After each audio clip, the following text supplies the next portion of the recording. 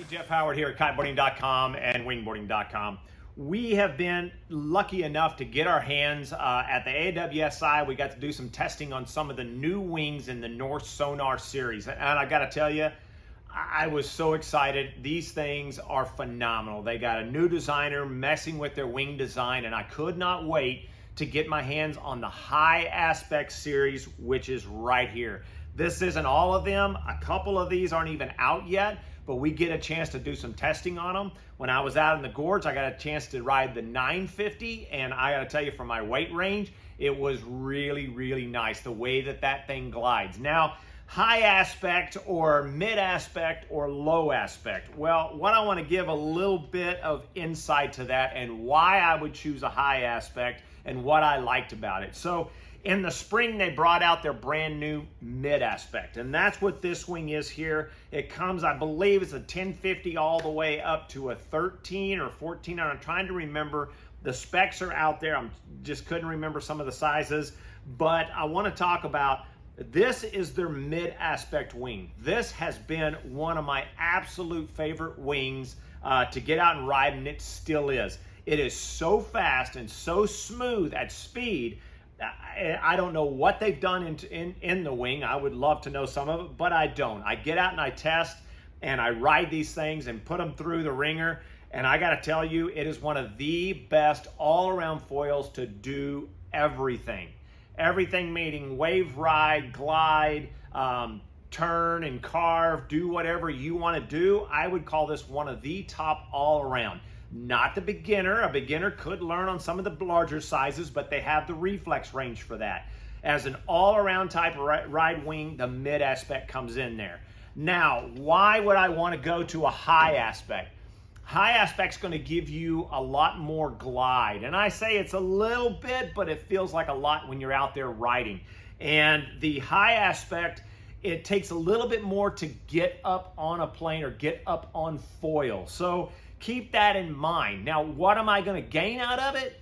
Well, one of the things in high aspects that I've tested up until I got a chance to get on these foils, a lot of high aspect foils don't turn very well at all. And that's what I was trying to get away from. I loved the glide that they had, but they didn't have the turn response that I wanted. They do now. And I've got to tell you, I was having so much fun. It was all I could do not to give that wing back to them. I wanted so bad to test and keep riding on. So now in their new series, what they're trying to do, they've got it from 550, 650, 750, so on, all the way up to, I believe it's a 1450 or 1350 in that range. So they have all of these sizes. Now the reason is you can take this and go kiting on it. You can high performance kite, race, have a lot of fun on that one.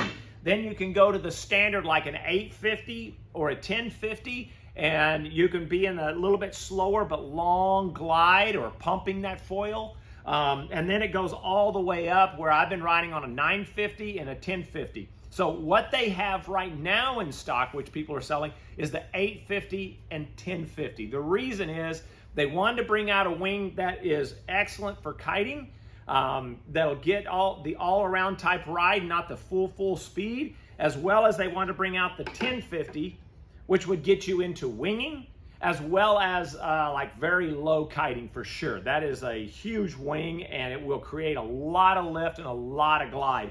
So why would I want to go into the high aspect? The reason I want high aspect is when I'm out there surfing the swell, we're out in the bay, and we don't have the big waves surf or whatever it is. It's wind-driven swell. So when you get on, it's a little bit smaller and they're a little bit slower, and I wanted something to glide as long as I can and be the most efficient as possible. That's where I jump into the high aspect. It is awesome, but it does take a little bit more power and a little bit more skill to mess around with it, but now they have them where they'll turn. What's most important when you jump into a high aspect wing is matching it to the rear. If you think that just a standard 270 rear and you just slap on a high aspect and it should be good, that's not true. You want to go down. They have a 1050 now in the rear, and in December they're going to be coming out with the 208 rear. So you got a 208 and a 210 rear is what you want to match to these high aspect type wings.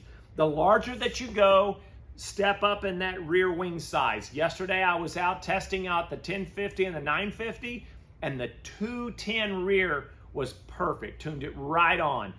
When I get out and I do the kiting, when I start jumping down into those smaller ranges, into the 750 and down, or 650 and smaller, all those 750, 650, 550, jump to the 208 rear. You want that smaller wing. What that does is, because of that design of that rear wing and the design of these new high aspects, I'm still able to carve and cut on a wave real smooth and real responsive, but then just come out and go for this long glide. It's a really cool feeling, and I'm really excited about these. The new designer has done a phenomenal job at all their new type designing of the wings. But if you have any questions of what goes to what, hopefully I explained it right, but if you have those questions, don't hesitate. Give us a call here. We are lucky enough to get our hands on foils that aren't even out yet. We put our time on them, get the experience, put them in the water, and we get what is tuned right so we can share that information with you, keep your riding better, and keep you on that glide. Anyway, that's Jeff Howard here at Kiteboarding.com and wingboarding.com with the new North Sonar high aspect range of wings. Hey guys, Jeff here again. Thanks for watching the video. Don't forget to subscribe and click that notification bell. It really helps us out in making these videos. Have a great day.